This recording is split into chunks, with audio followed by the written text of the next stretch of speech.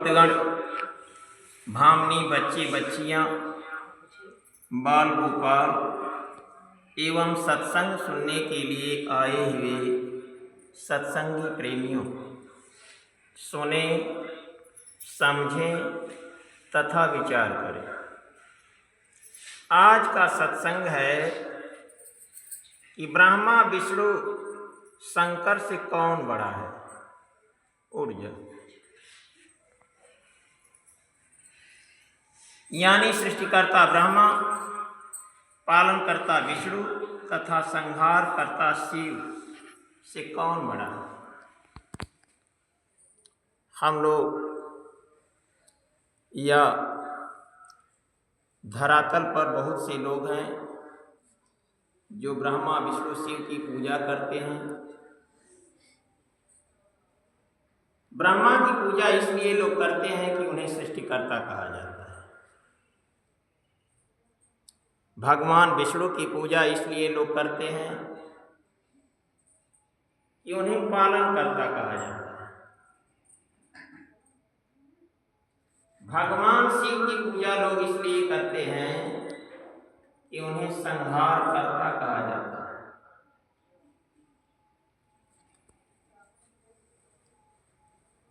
ब्रह्मा विष्णु शंकर यानी त्रिदेव, ब्रह्मा रजोगुण में, विष्णु सतोगुण में और भगवान शिव तमोगुण में, जबकि परमात्मा इन तीनों गुणों से परे है। भगवान शिव ही मां पार्वती से इस बात को कह रहे हैं कि परमात्मा तीनों गुणों से परे है। गुणातीत सचराचर स्वामी, राम उमा सब अंतर्जामी। मां पार्वती से इस बात को कहे हैं कि वह गुणातीत है, यानी तीनों गुणों से परे है। अब भारत में 33 करोड़ देवता पूजे जाते हैं।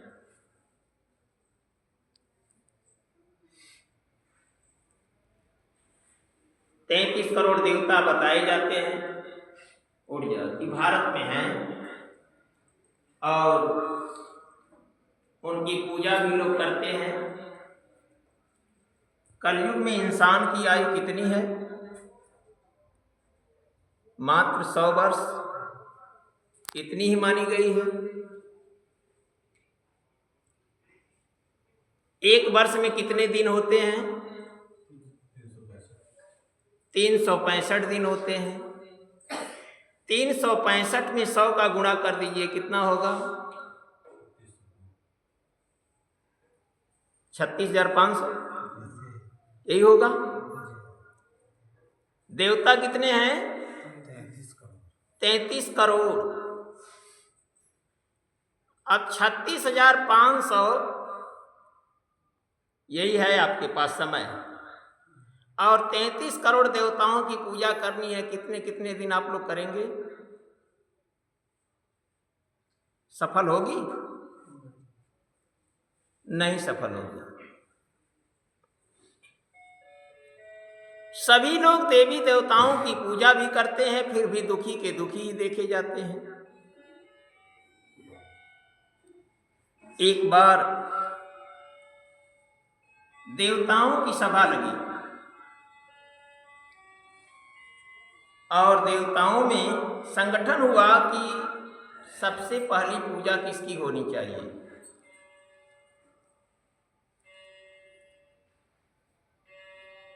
इसका निर्णय चयन किया जाए। तो चयन करने के लिए कुछ लोग ब्रह्मा जी से निवेदन किए कि आप सृष्टिकर्ता हैं, तो आप वही चयन कर दीजिए कि सबसे पहले पूजा किसकी होगी। सृष्टिकर्ता ब्रह्मा ने कहा यह काम मुझसे नहीं होगा।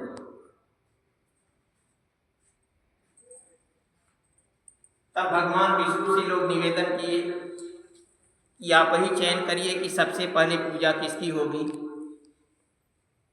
भगवान विष्णु ने भी कहा कि यह काम मुझसे नहीं होगा। तब लोग भगवान शिव से निवेदन किए कि प्रभु आप बताइए कि सबसे पहले पूजा किसकी होगी। भगवान शिव ने कहा, यदि मैं किसी को इसी तरह कह दूंगा कि पहले पूजा इनकी होगी तो लोग मानेंगे नहीं। भगवान शिव ने विचार किया। क्या विचार किया? कि जो धरातल की परिक्रमा करके सबसे पहले आ जाएगा उसी की पूजा पहले होगी। पिंटू,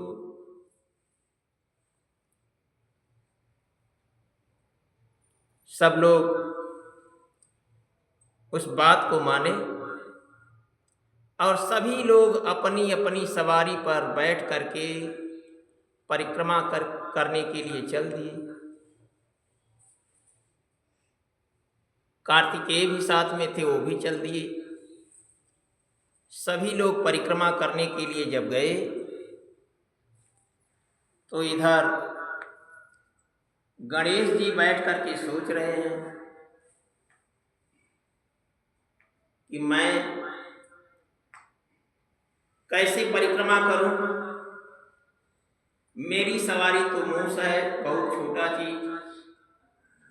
गणेश को लंबोदर भी कहा जाता है, यानी उनका उदर सबसे बड़ा है। गणेश जी चुपचाप बैठ करके सोच रहे हैं और सभी लोग चले गए परिक्रमा करने के लिए। गणेश जी सोचते सोचते बाहर से जब थक गए तब अंदर में परिक्रमा की व्यवस्था सोचने लगे।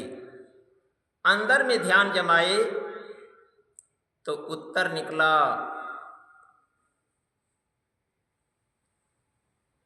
कि पृथ्वी से भारी माता और आकाश से भारी पिता। तो गणेश जी किए क्या, भगवान शिव और मां पार्वती को एक जगह बैठा करके और एक बार नहीं 7 बार परिक्रमा किए। और 7 बार परिक्रमा करने के बाद बैठ करके किनारे में लड्डू खाने लगे। मां पार्वती को नहीं पता है कि क्या कर रहे हैं गणेश, लेकिन शिव जी तो जान गए इस बात को। जब सभी लोग परिक्रमा करके बारी बारी से पहुंचे तो भगवान शिव को निर्णायक बनाया गया था। तो सब लोग पूछे कि प्रभु सबसे पहले पूजा किसकी होगी। तो भगवान शिव ने कहा कि सबसे पहले पूजा गणेश की होगी। तो लोग कुछ उसमें जो लोग थे और लोग, तो वे लोग कहने लगे कि आप परिवार वाली करते हैं। कुछ लोग कह रहे हैं कि पुत्र मोह के कारण आप गणेश को कह रहे हैं। सबसे भारी शरीर वाले गणेश जी, उनकी सवारी मूस, वो कब चले गए और कब चले आए परिक्रमा करके। भगवान शिव ने कहा कि आप लोग गणेश से ही पूछ लीजिए, क्या हम लोग तो देख रहे हैं कि गणेश जी लड्डू खा रहे हैं बैठ करके चुपचाप, तो आप परिवार वाली कर रहे हैं। भगवान शिव ने कहा कि नहीं भाई, परिवार वाली हम नहीं कर रहे हैं। यहाँ परिवार का काम नहीं है। आप स्वयं गणेश से पूछ लीजिए कि देखिए गणेश जी क्या कहते हैं। जब गणेश से लोग पूछे तो गणेश भगवान ने कहा कि आप लोग सनातन को मानते हैं कि नहीं।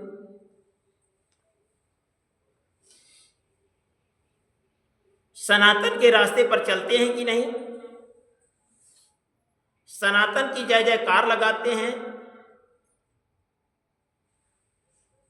तो आप ही लोग बताइए कि सनातन में क्या लिखा गया है। माँ त्रिदेवो भव, पितृदेवो भव, उड़ जा, आचार्य देवो भव, अतिथि देवो भव।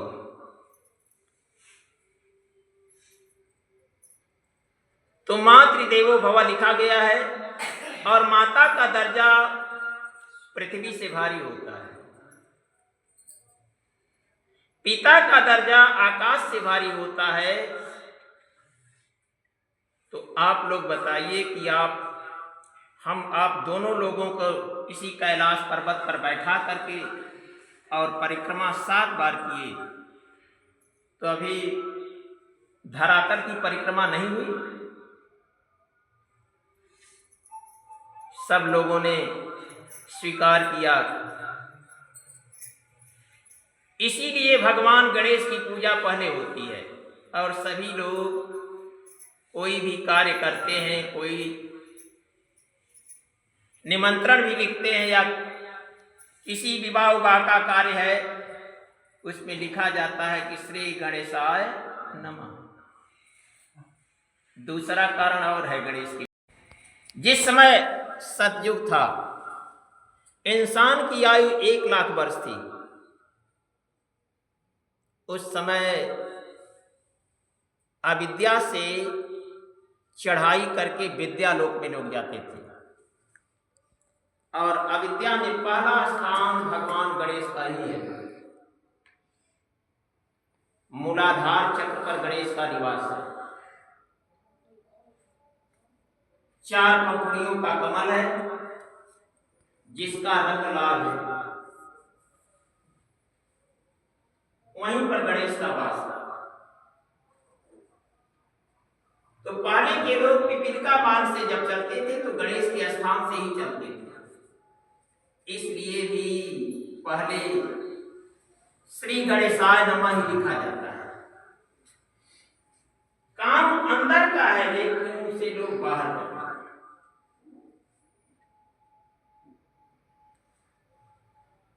एक बार की बात है, कैलाश पर्वत पर पद्मासन लगा करके भगवान शिव, मां पार्वती, आप दोनों लोग बैठे हुए थे। मां पार्वती ने भगवान शिव से कहा कि प्रभु, एक बात समझ में नहीं आती है। भगवान शिव ने कहा कि क्या? मां पार्वती ने कहा कि प्रभु, जगत के जितने जीव हैं सभी पूजा पाठ करते हैं, सभी धर्म के रास्ते पर चलते हैं, कहीं ना कहीं सबकी आस्था लगी हुई है, फिर भी दुखी के दुखी ही देखे जाते हैं। किसी को पेट कम करने की समस्या है तो किसी को पेट भरने की समस्या है। कोई तन से दुखी है तो कोई मन से दुखी है, तो कोई धन से दुखी है। यानी दुख किसी का छूटा नहीं, और सभी लोग रोज का रोज देखते हैं कि पूजा पाठ करते ही हैं। ऐसा क्या कारण है कि दुख नहीं छूटता है और सभी लोग धर्म के रास्ते पर चलते भी हैं? भगवान शिव ने कहा कि इंसान मनमानी कर्म करता है। कहें वो कैसा?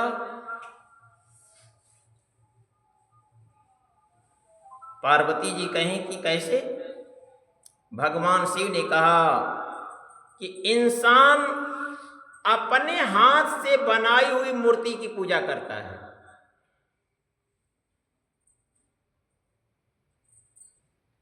तो देखा है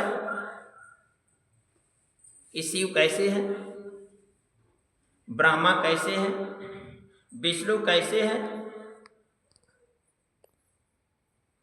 और जिसने इंसान को बनाया उसकी पूजा वो नहीं करता है।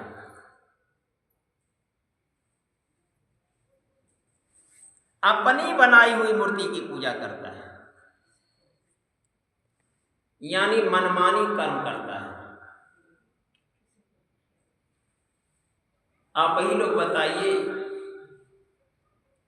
जिन्होंने हमें यानी आप लोगों को बनाया है वो महान होगा, या हम जिसको अपने हाथ से बना करके पूजा करते हैं वो महान होगा?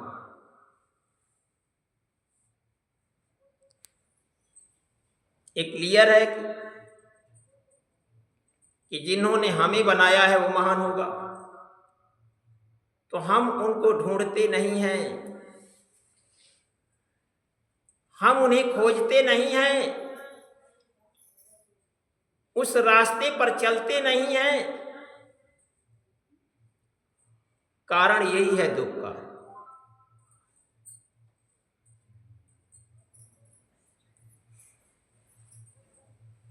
इस पर पलटू साहब एक अपनी दोहा पद्मावली में लिखते हैं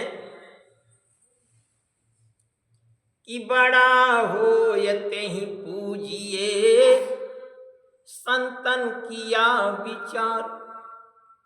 देखिए ब्रह्मा विष्णु शंकर से कौन बड़ा है?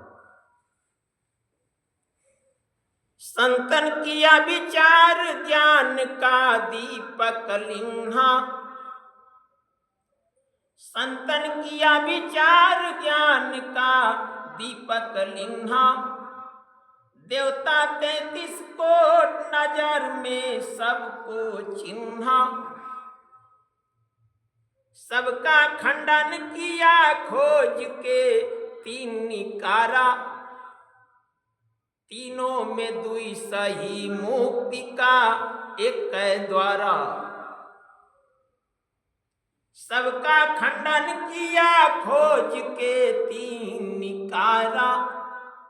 तीनों में दुई सही मुक्ति का एक द्वारा। हरि को लिया निकार बहुर 3 मंत्र विचारा। हरि हैं गुण के बीच संत हैं गुण से न्यारा। हरि गुण के बीच हैं और संत गुण से न्यारे हैं। रामचरितमानस भी यही कह रहा है कि गुणातीत सचराचर स्वामी। जो तीनों गुणों से परे है वह अचर अचर का मालिक है। हरि को लिया निकार बहुर 3 मंत्र विचारा। हरि हैं गुण के बीच संत हैं गुण से न्यारा। इसलिए पलटू साहब कहते क्या हैं कि पलटू प्रथम संत जन दूजे हैं करता। बड़ा हो ही पूजिए संतन किया विचार। पहली पूजा संत पूजा। पलटू साहब कह रहे हैं। भगवान राम भी कहते हैं कि प्रथम भगति संतन कर संग। राम भी यही कह रहे हैं कि पहला काम है संत का संग। भगवान शिव मां पार्वती से कहते हैं कि इंसान अपने द्वारा बनाई हुई मूर्ति की पूजा करता है। यही कारण है उसके दुख का कि उसका दुख छूटता नहीं है। यदि वह परमात्मा के द्वारा बनाई हुई मूर्ति की पूजा करे तो उसके दुख का निवारण होगा। भगवान शिव की आप लोग रोज पूजा करते हैं। शिव चर्चा जिस समय होती है तो आखिरी में आरती की जाती है। आरती के समय जो भगवान शिव के भक्तगण हैं वो गाते क्या हैं कि कर्पूर गौरम करुणावतारम संसार सारम भुजगेंद्रहारम सदा वसंतम हृदयारविंदे भवम भवानी सहितम नमामि। अक्सर यह श्लोक बहुत लोगों को याद होगा, लेकिन इस श्लोक का अर्थ क्या होगा? कर्पूर गौरम, कपूर देख रहे हैं आप लोग, उसके समान उज्जवल शरीर वाले, यानी गौर वर्ण वाले भगवान शिव, करुणा के अवतार, संसार सारम, संसार में जो सार वस्तु है उसको धारण करने वाले। तो सार क्या है? उमा कहूँ मैं अनुभवाया पना, असत्य हरि भजन जगत सब सपना। सार है नाम, यानी सतगुरु द्वारा प्रदत्त नाम। भगवान श्री मां पार्वती के सहित उस नाम को जपते हैं। मानस के अंदर चौपाई लिखी गई है कि मंगल भवन अमंगल हारी, औमा सहित जही जपत पुरारी। जो मंगल का मकान है, अमंगल को नाश करने वाला है, उसी भगवान शिव मां पार्वती के सहित जप रहे हैं। आप लोग सुने भी होंगे भगवान शिव के विषय में कि उस सार वस्तु को जब धारण करते हैं तो कितने वर्ष की समाधि लगती है भगवान शिव की? बीते संवत सहस 87 अलगिय समाधि शंभु अविनाशी। 87,000 वर्ष की समाधि लग गई। जब नाम को धारण करते हैं, नामी का ध्यान करते हैं तो 87,000 वर्ष की समाधि लग जाती है।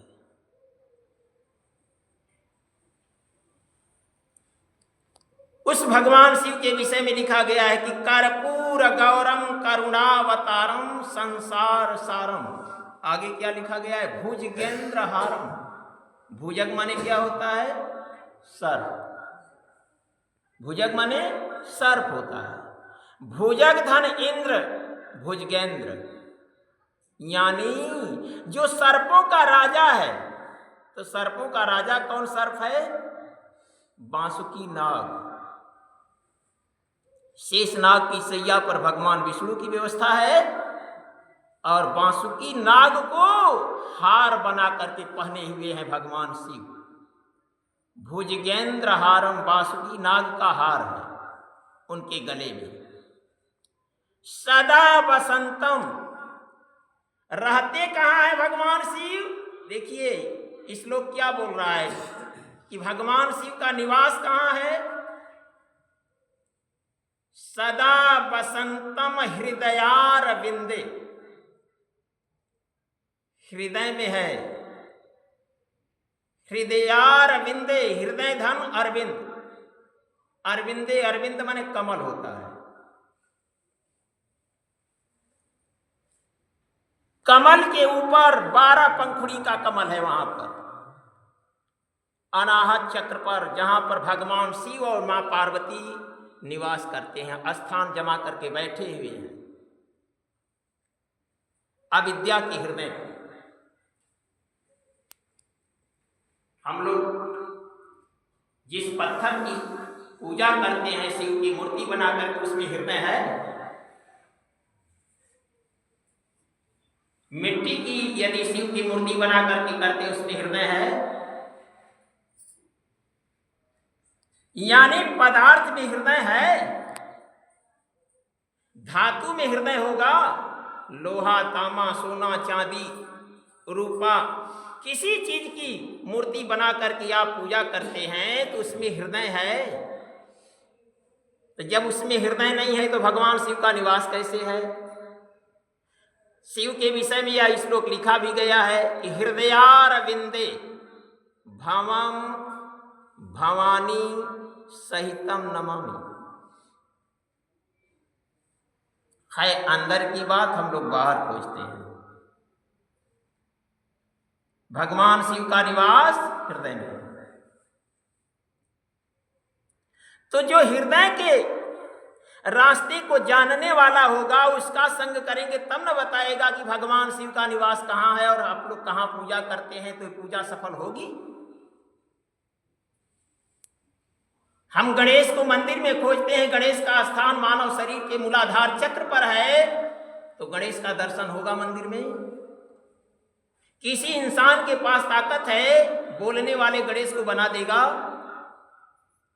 भगवान शिव मां पार्वती का संवाद हुआ है, तो शिव जी प्रश्न का उत्तर दे रहे हैं और मां पार्वती शंका व्यक्त कर रही हैं। तो आप दोनों लोग सशरीर में रहे होंगे कि बिना शरीर का रहे होंगे?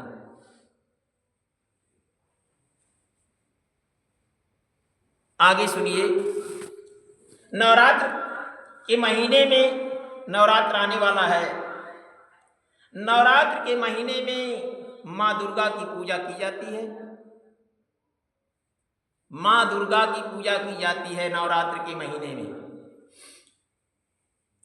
मूर्ति बना करके हम लोग माँ दुर्गा की पूजा भी करते हैं और गाते क्या हैं?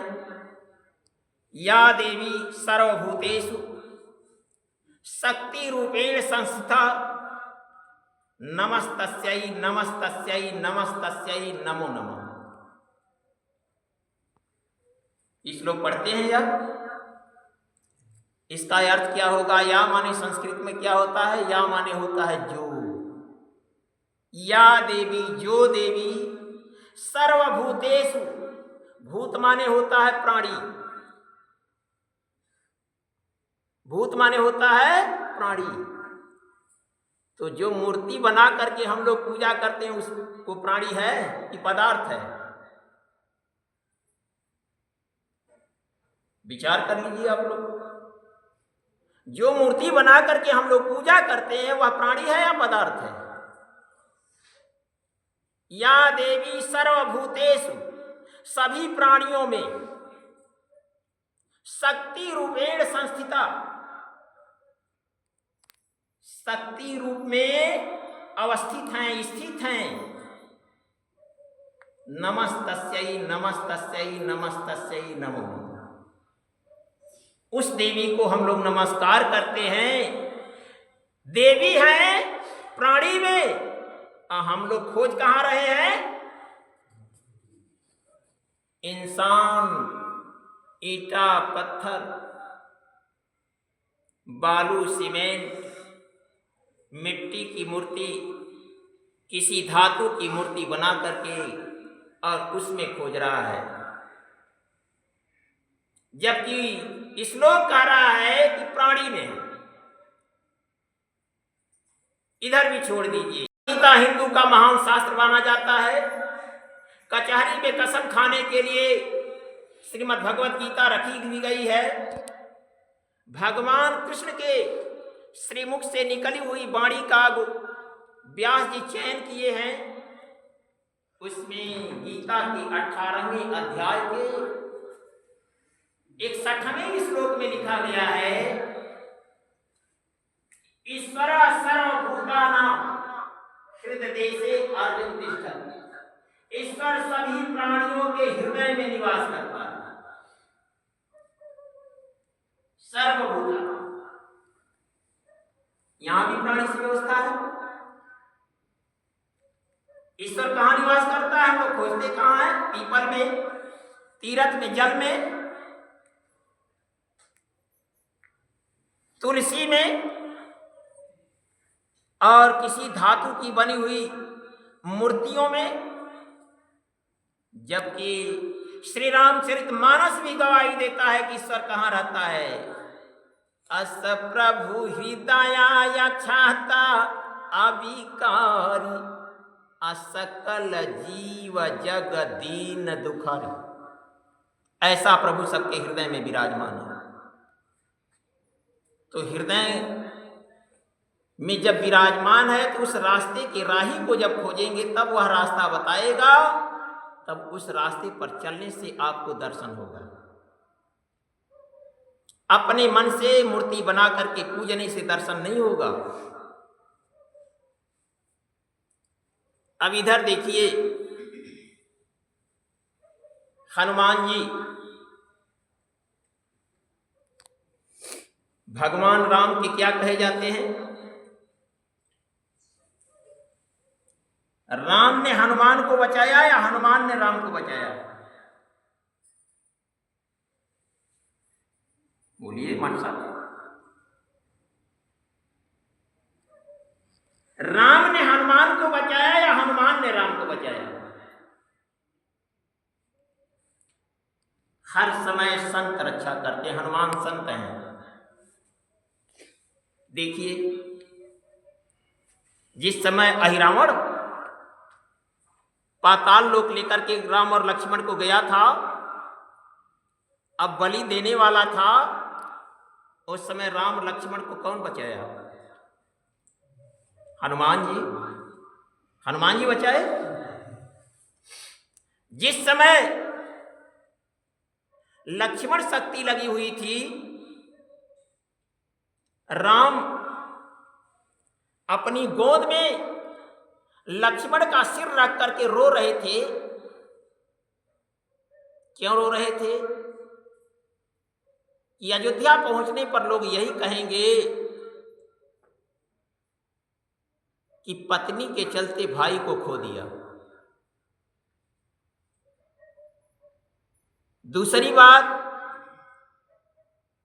भगवान राम यह सोच रहे हैं कि अयोध्या पहुंचने के बाद मां सुमित्रा जब पूछेंगी तो मैं कौन सा जवाब दूंगा। उस समय कौन फिर बचाया? हनुमान जी बचाए। बचाए ना। लंका पर विजय प्राप्त करने के बाद उसके पहले एक कहानी और सुन लीजिए। जिस समय भगवान राम नाग पास में फंसे हुए थे, उस समय गरुड़ को कौन बुलाता है, कौन भेजता है? भगवान नारद। संत हैं, फिर संत रक्षा कर रहे हैं। आप लोगों के दिमाग में ये होगा कि हनुमान संत कैसे हैं, तो मानस के अंदर चौपाई लिखी गई है। जिस समय हनुमान जी लंका में पहुंचे हुए हैं, विभीषण जी के महल के पास पहुंचते हैं।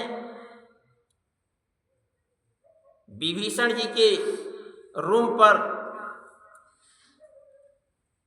रामायुध अंकित गृह, शोभा बरन न जाय, नव तुलसिका वृंद बहु। जब देखते हैं तो सोचते हैं कि किसी महापुरुष का ही स्थान है।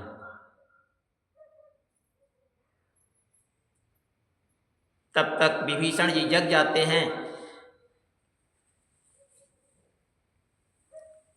जब विभीषण जी जग जाते हैं तो विभीषण जी हनुमान से कहते कहाँ हैं कि अब मोहि भा भरोसा हनुमंता, कि बिनु हरि कृपा मिलहि नहीं संता।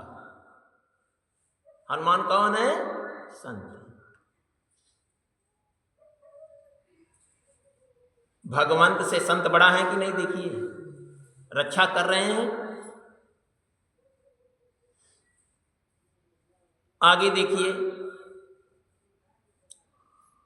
जब विभीषण जी साधु हैं, हनुमान जी विभीषण जी को साधु कहते हैं कि साधु ते होई न कारज हानि, आइन ते हठ करी हम पहिचानी। रावण का नाश क्यों हुआ? साधु और संत दोनों की बात नहीं माना रावण। यही कारण था रावण के नाश का।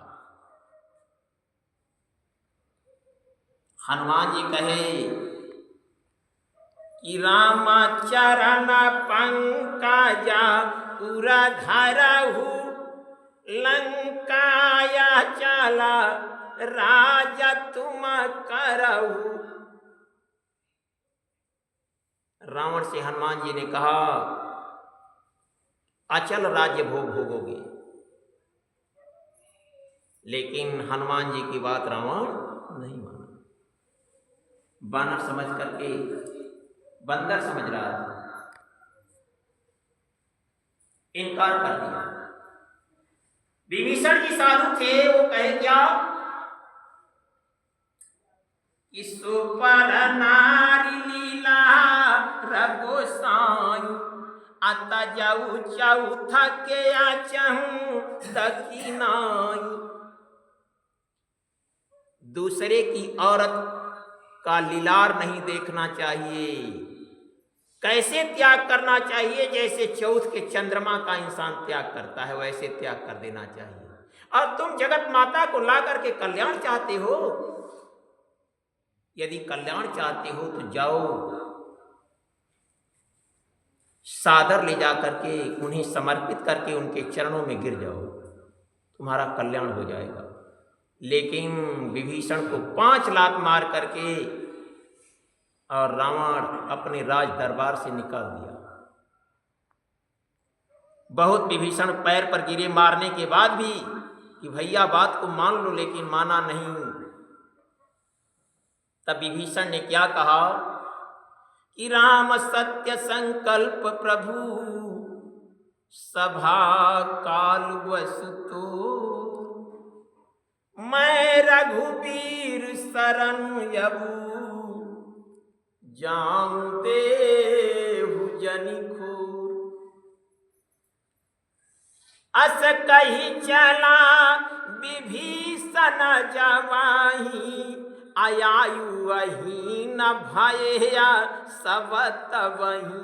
ऐसा कह करके जो वहीं विभीषण रावण की दल को छोड़ करके राम की दल में जाते हैं, ते वहीं निशाचरों की आयु घट जाती है। ठीक इसी प्रकार इस नश्वर जगत में या जो भक्तगण अपने सद्गुरु की आज्ञा की अवहेलना करता है, तो ये क्लियर है कि उसका नुकसान होगा।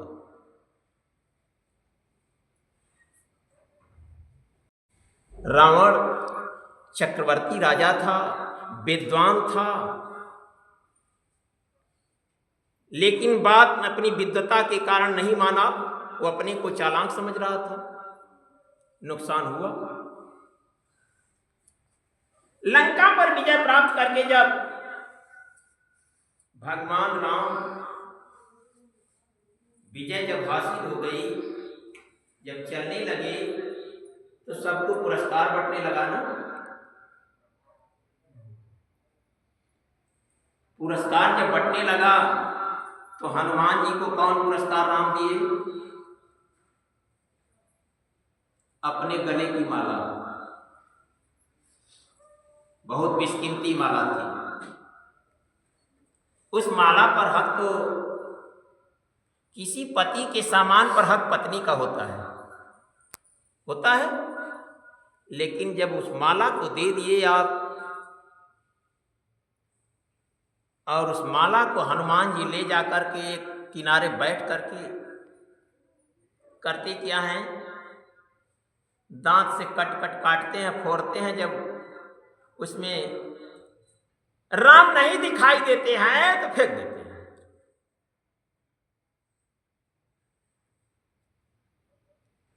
बगल में सीता जी बैठी हुई है।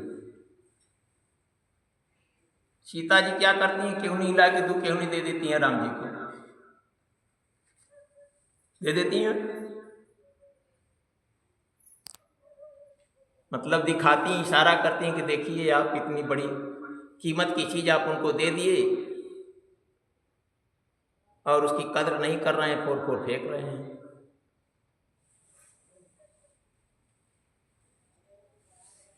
सीता जी से जब नहीं देखा गया, क्योंकि भाई हक तो उनका था उस पर, लेकिन दे दिए राम हनुमान को।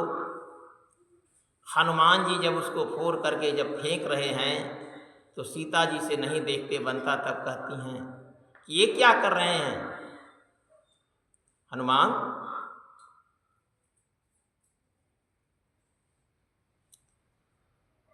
हनुमान जी कहते हैं कि साधु संत फकीरों को दुनिया से कोई मतलब थोड़ी होता है, अपने राम से मतलब होता है। संत अपने राम से मतलब रखते हैं। तो मैं अपने राम को ढूंढ रहा हूं, यानी मन लागल राम फकीरी में, हाथ में लोटा बगल में सोटा, सारा राज जगीरी में, मन लागा राम फकीरी में।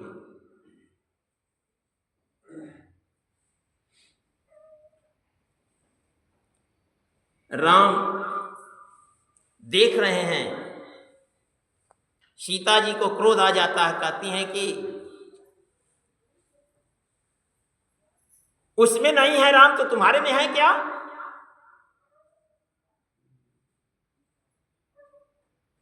उसमें ढूंढ रहे हो? आप लोग कथा सुने होंगे कि हनुमान जी राम को दिखाए थे, हृदय में दिखाए थे, कथा सुने होंगे। आप लोगों के भी हृदय में हमेशा राम का निवास है। जिस दिन वहां पर दर्शन करने लगेंगे तो आप दुनिया के किसी कोने में रह करके दर्शन कर सकते हैं। हनुमान जी भी साबित किए कि परमात्मा हृदय में रहता है, साबित किए ना। हम लोग बाहर खोजते हैं। जिस भगवान शिव, भगवान विष्णु, ब्रह्मा और लक्ष्मी, पार्वती, सरस्वती की हम लोग पूजा करते हैं, मानस के अंदर चौपाई लिखी गई है कि जासु सत्य ही उपजई नाना असंभु विरंच विष्णु भगवान। उस मालिक के अंश से लोग अग्नि एक तो नहीं अनगिनत, अनगिनत ब्रह्मा, अनगिनत विष्णु और अनगिनत शिव उत्पन्न होते हैं। फिर आगे देखिए माता जी लोग के विषय में क्या लिखी गई है चौपाई मानस में।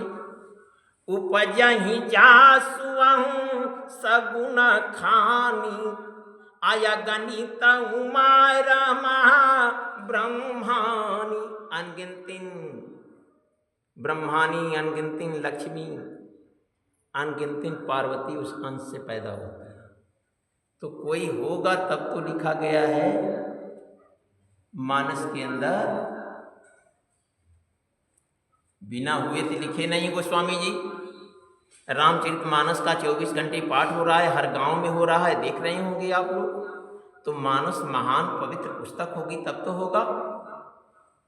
कागज, एक कागज पेपर होता है जो रोज छपता है, लोग पढ़ करके फेंक देते हैं, लेकिन उसी कागज पर यह मानस लिखा गया है और इसे खूब बढ़िया से लोग रखते हैं, और जब उसे खोलते हैं तो प्रणाम करके, और रखते हैं तब भी प्रणाम करके रखते हैं।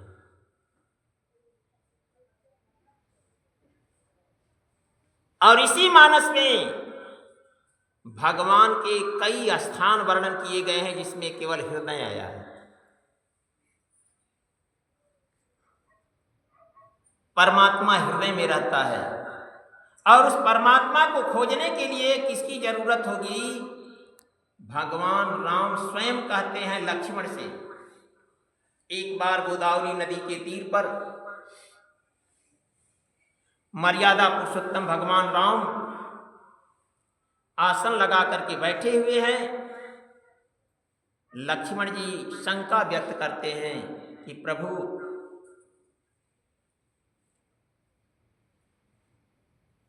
भक्ति कैसे प्राप्त होगी? भगवान राम लक्ष्मण से कहते हैं कि प्रथम ही भी प्रचरण अति प्रीति, निज निज कर्म निरता श्रुति रीति। पहला काम करना होगा लक्ष्मण कि ब्रह्मज्ञानी संत सद्गुरु के चरण में प्रेम करना होगा। राम कह रहे हैं अपने भाई खास लक्ष्मण से, गोदावरी नदी के तट पर झोपड़ी, उसकी झोपड़ी लगा करके वहां पर रह रहे हैं। गिद्धराज जटायु से वहीं भेंट हुई थी। मानस में है, देख लीजिएगा, अरण्य कांड में है। वहीं पर लक्ष्मण से कह रहे हैं, लक्ष्मण जी शंका व्यक्त करते हैं कि प्रभु विप्रमाने जात का ब्राह्मण भी होता है। यदि विप्रमाने ब्राह्मण जात का होता तो रावण को क्यों मारते राम? विचार कीजिए आप लोग। विप्रमाने कर्म का ब्राह्मण होता है, जो जागृत स्वप्न व सुषुप्ति तुरिया के वेधने का कार्य करता हुआ विप्र है, और जो वेद करके पार हो गया है वह ब्रह्मज्ञानी है।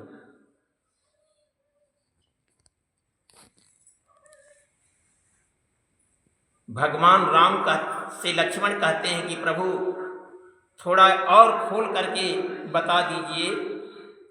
तो आगे तीसरी लाइन में कहते हैं, वहीं पर लिखा गया है कि संत चरण पंकज अति प्रेम अमन क्रम वचन भजन दृढ़ नेम। भगवान राम कहते हैं कि संत के चरण में प्रेम करना होगा। कैसे? मन से, क्रम से, वचन से। संत चरण पंकज अति प्रेम, संत सद्गुरु के कमलोत्रुपी श्री चरणों में अनुराग करना होगा, प्रेम करना होगा। कैसे? मन से, वचन से, कर्म से, कपट त्याग करके, छल छोड़ करके प्रेम करना होगा। जो छल छोड़ करके प्रेम करता है, जो सर्वस्व न्यौछावर कर देता है, वह सर्वस्व पा लेता है। और जिसका भाव आधा भाव देवी में, आधा भाव देवता में रहता है, वह जीवन भर उसी तरह का उसी तरह रह जाता है। यह अनन्य भक्ति है। अनन्य एक पर रह करके जब भजन करेंगे तब जा करके काम सधेगा। यह बात भगवान लक्ष्मण से कहते हैं। भगवान राम अयोध्या नगर वासियों से राम क्या कहते हैं? देखिए, भगवान राम 14 वर्ष जंगल में ऋषि मुनियों के आश्रम पर जा करके जो कुछ सीखे हुए हैं, जो कुछ पाए हुए हैं उनकी सेवा से, उनके यहाँ बैठ करके जो कुछ सुने हुए हैं, अयोध्या पहुंचने के बाद भगवान राम सोचते हैं कि ये अयोध्या नगर के लोग, ये लोग ऋषि मुनियों के पास जाएंगे कि नहीं जाएंगे? सभी लोग के पिता राजा दशरथ और माता कैकेयी के समान तो है नहीं कि वन मिलेगा और सभी लोग वन काटने के लिए चले जाएंगे। राम सोच रहे हैं कि कम से कम ये लोग नहीं जाएंगे तो हम ही गए हैं, और जो कुछ हम पाए हैं ऋषि मुनियों की सेवा करके, ऋषि मुनियों की आज्ञा का पालन करके, ऋषि मुनियों के श्रीमुख से निकली हुई वाणी को सुन करके कम से कम इन लोगों को सुना दें। सुनाना चाहते हैं भगवान राम। सुनाने के लिए भगवान राम एक दिन पूरे अयोध्या नगर के वासियों को एकत्रित करते हैं। मानस में चौपाई लिखी गई है कि एक बार रघुनाथ बुलाए त गुरु द्विज पुरबा सियसा बजाए। बैठे या गुरु मुनि आरु द्विज साजन, तब बोले या बचन भगत भाव भंजन। भगवान राम एक रोज सबको इकट्ठा करते हैं, साधु मुनि ज्ञानी जितने हैं नगर के निवासी सभी लोग जब एकत्रित होते हैं तो भगवान राम पूरे अयोध्या नगर वासियों से कहते हैं कि हे अयोध्या नगर के रहने वाले लोग, सब लोग हमारी बात को सुन लो। जो दिल में बैठे सो करना, लेकिन सुन लो। राम यह भी कहते हैं कि जवैयानी तक कछु भाखावा भाई, अतव मोहि बरजहु भय बिसराई। भगवान राम यह भी कहते हैं कि ऐसा नहीं कि मैं कोई अनीत की बात करूं तो आप लोग मुझे राजा का लड़का समझ करके मान जाइए, मुझे राजा समझ करके स्वीकार कर लीजिए, मुझे जगत माता का पति समझ करके स्वीकार कर लीजिए।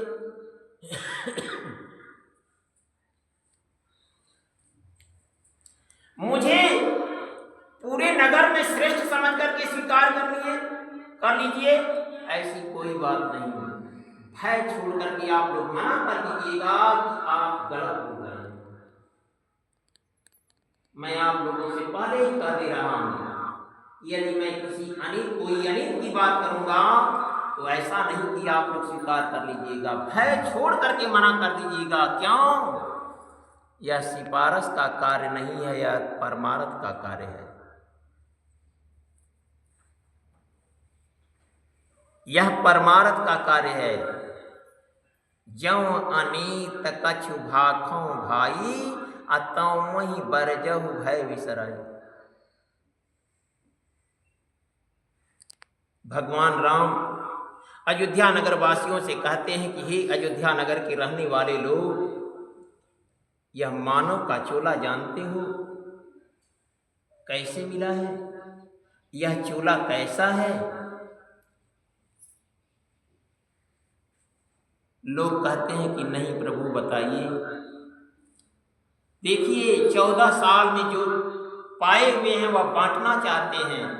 ठीक इसी प्रकार से कोई भी संत, कोई भी साधु, कोई भी तत्वदर्शी अपने गुरु से जो सीखा रहता है वह उसे संसार में बांटना चाहता है कि फिर कोई इसे लेने वाला तैयार हो जाए कि आगे धरातल पर कार्य चलता रहे, क्योंकि जीव आते रहेंगे और शरीर छोड़ते रहेंगे।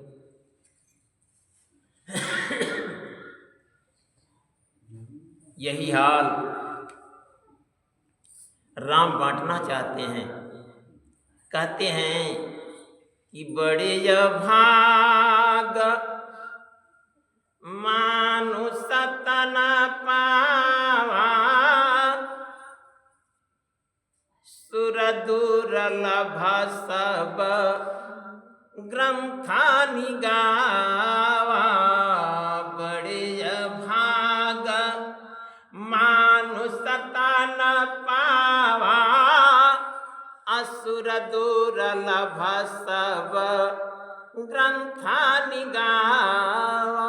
भगवान राम कहते हैं अपने श्रीमुख से पूरे अयोध्या नगर वासियों से कि प्रभु, हे अयोध्या नगर के रहने वाले लोग, कान खोल करके सुन लो। ये मानव का चोला, चाहे स्त्री का हो, चाहे पुरुष का हो, चाहे नपुंसक का हो, चाहे कोढ़ी का, लंगड़ा का, अंधा का, बहिरा का, धनी का, निर्धन का हो, यह बड़े भाग्य से चोला मिला हुआ है। इस चोला को पाने के लिए देवता तरसते हैं। सुर दुर्लभ, यह तन देवताओं को दुर्लभ है, और आप लोग केवल खाना, पैखाना और सो जाना, इसी में समय गुजार रहे हैं।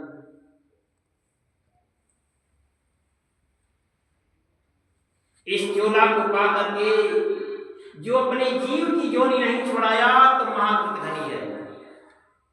यह चोला कैसा है सुन लो।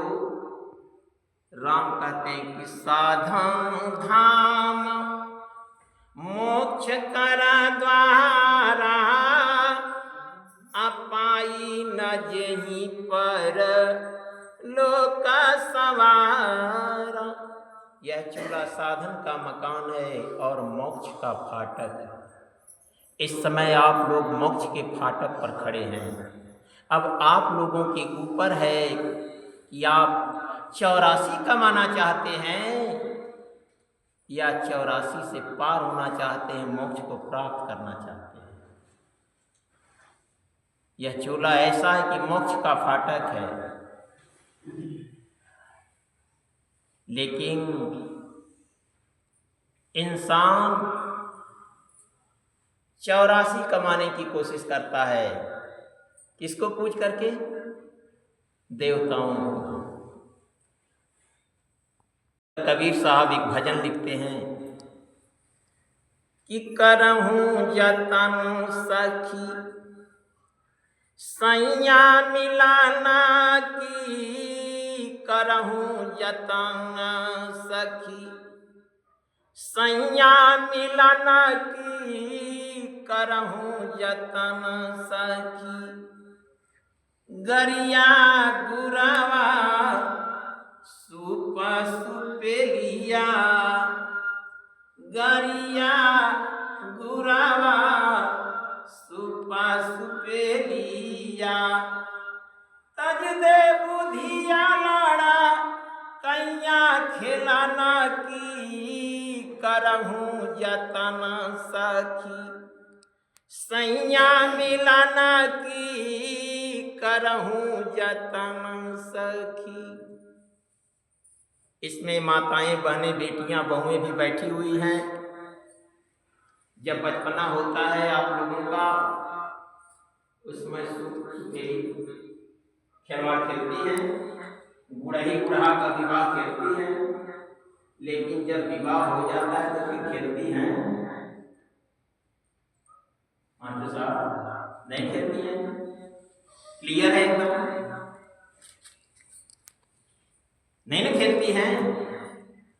उसी बात को आगे देखिए क्या कहते हैं कबीर साहब कि देवता पीतर भुइया भवानी, देवता पीतर भुइया भवानी, यह मारा गचावा राशि चलना की, करहूं जतन सखी सैया मिलाना की, करहूं जतन सखी। देख लीजिए शास्त्र क्या कहता है, देवता पितर भवानी भूत की पूजा करने से 84 का चक्कर काटना होगा। अब आप लोग विचार कीजिए कि 84 में जाना चाहते हैं तो देवताओं की पूजा करें।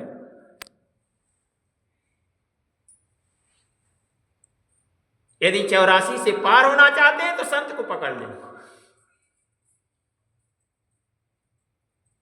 भगवान राम कह रहे हैं प्रथम भगति संतन कर संग।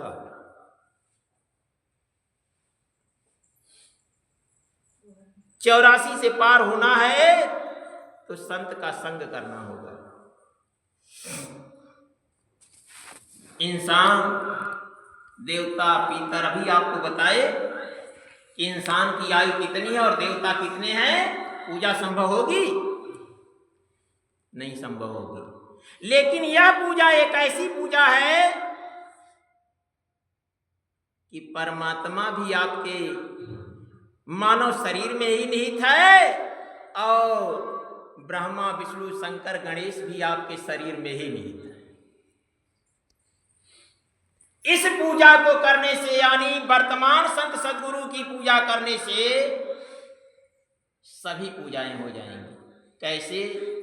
सामने वृक्ष लगे हुए हैं, वृक्ष की शोर में पानी देने से उसके पत्ता, फल, फूल सब तरोताजा तैयार रहेंगे और उसके पत्ते पत्ते गिराया जाएगा तब पेड़ सूख जाएगा। ठीक इसी प्रकार से इंसान अपने हाथ से बनाई हुई मूर्ति की पूजा करता है। उस मूर्ति की पूजा करने से आप कहाँ जाएंगे, विचार कर लीजिए। इंसान के पास ताकत है, भगवान को बना देगा।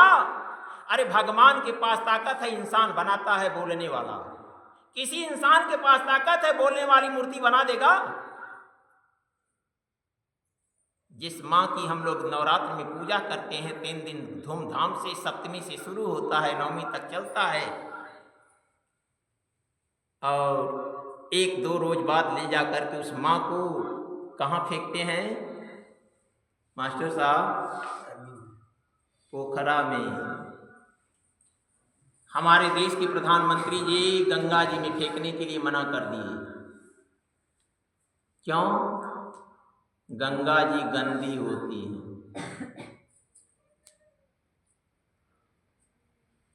इसमें से कोई अपनी माँ की पूजा करके पोखरा में फेंक देगा?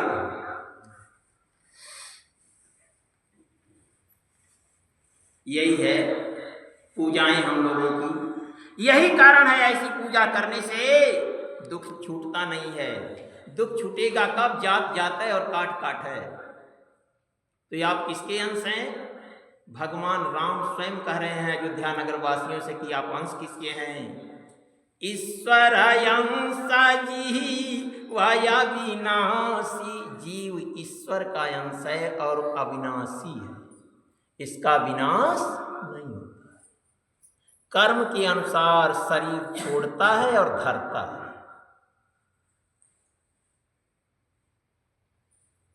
कर्म के अनुसार शरीर छोड़ता है और धरता है। अंततो गत्वा हम विषय विस्तार न चाहते हुए पुष्पदंत की इस उक्ति को कहकर संतोष करते हैं। सुनिए, आप लोगों को डायरी कहाँ पति लोग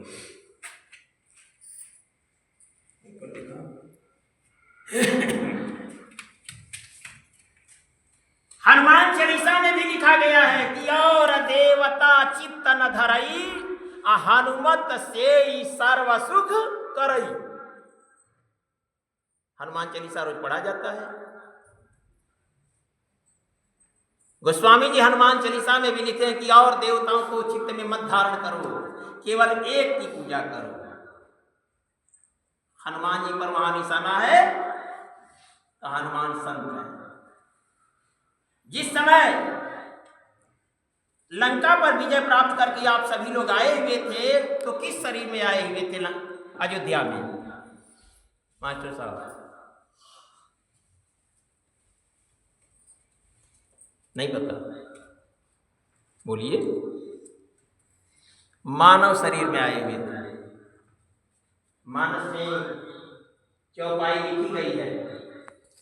मानस में चौपाई लिखी गई है। उत्तरकांड का 7वां दोहा के लगभग में है वो चौपाई।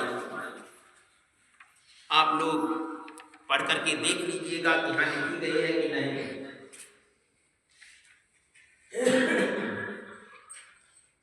सुनिए, आप लोगों की भजन सुना रहा हूं।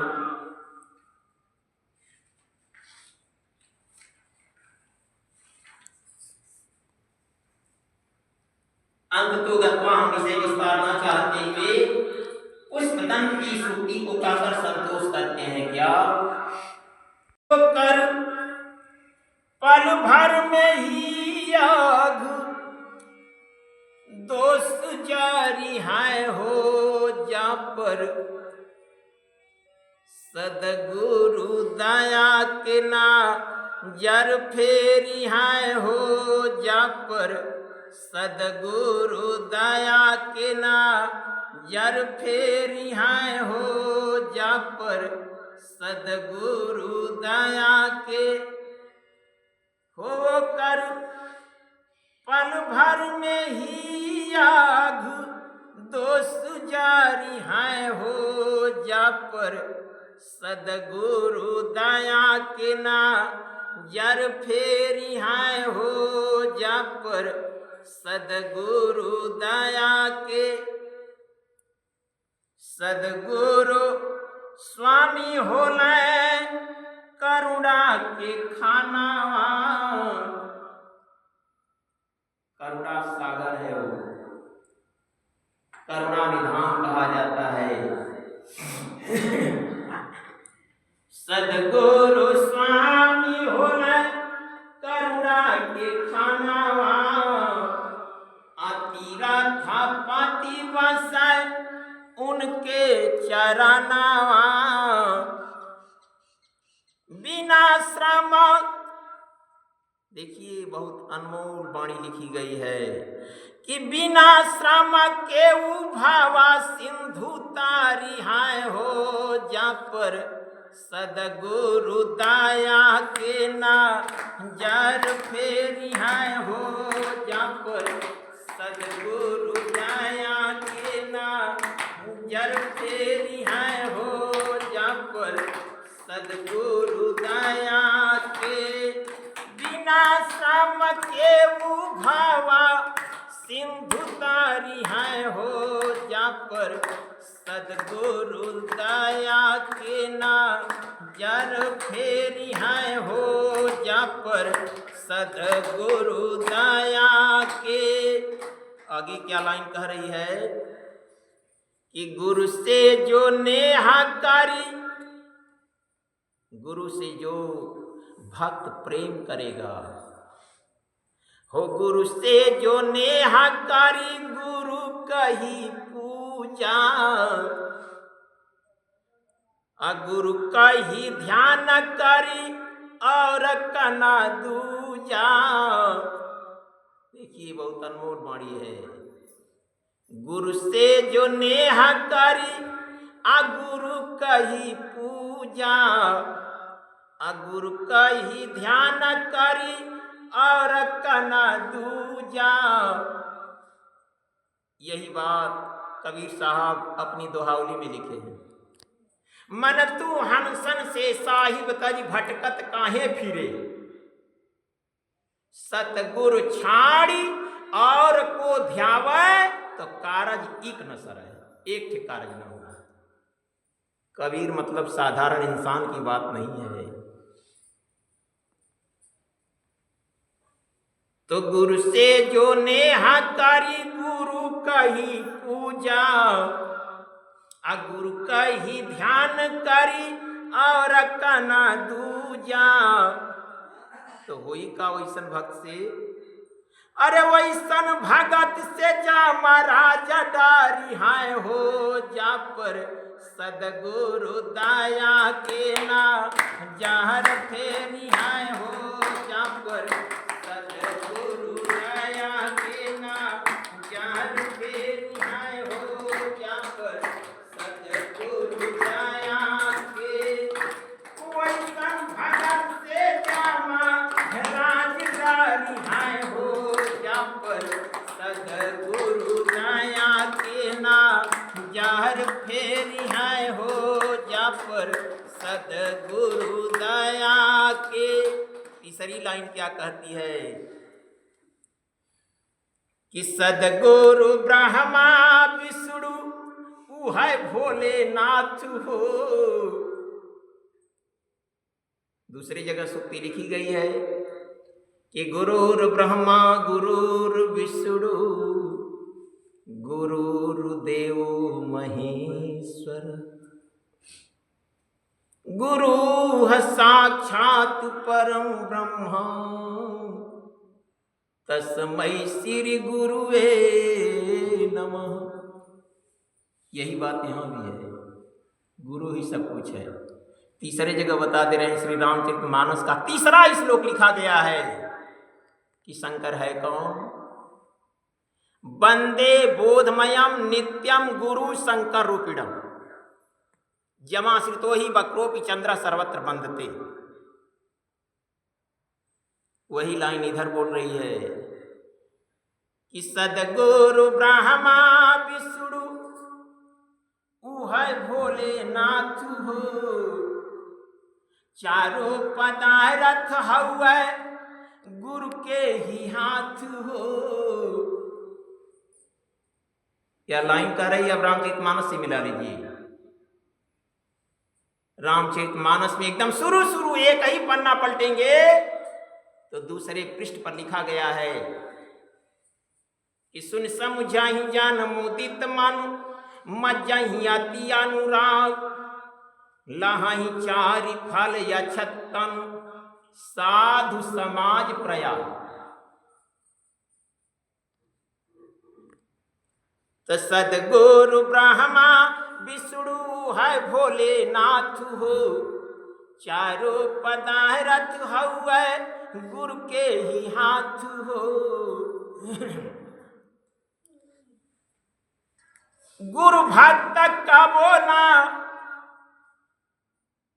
गुरु भक्ति एक ऐसी भक्ति है कि देखिए क्या करती है वो भक्ति, कि गुरु भक्त का बोला नरक पाड़ी हाय हो, जा पर सदगुरु कृपा के ना जार फेरी हाय हो, जा पर सदगुरु कृपा के ना जार फेरी हाय हो, जा पर सदगुरु दया के ना जार फेरी हाय हो, जा पर गुरु भक्त का बोला ना राग पारी हाय हो, जा पर सदगुरु कृपा के ना जार फेरी हाय हो, जा पर सदगुरु कृपा के।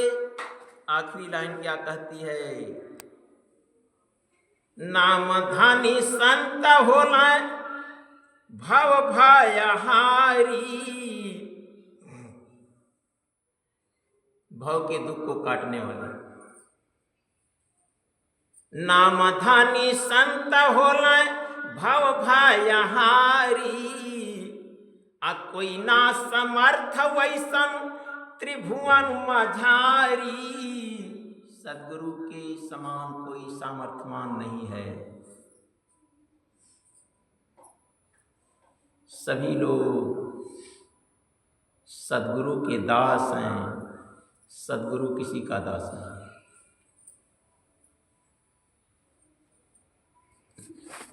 नाम धानी संत होला भव भयहारी, आ कोई ना समर्थ वैसन त्रिभुवन मझारी, अरे उहाय हरि हमरो हो, उहाय हरि तोहरो भी दुख हारी हाय हो, जा पर सदगुरु दया के ना जार फेरी हाय हो, जा पर सदगुरु दया के ना जार फेरी हाय हो, जा पर सदगुरु दया के उहाय हरि हमारो भी दुख हारी हाय हो, जा पर सदगुरु दया के ना जार फेरी हाय हो, जा पर सदगुरु दया के ना जार फेरी हाय हो, जा पर। एक बार प्रेम से बोलिए श्री सदगुरु भगवान की जय, सच्चे दरबार की जय, सच्चिदानंद भगवान की जय। उठ जाओ, उठ जाओ, उठ जाओ।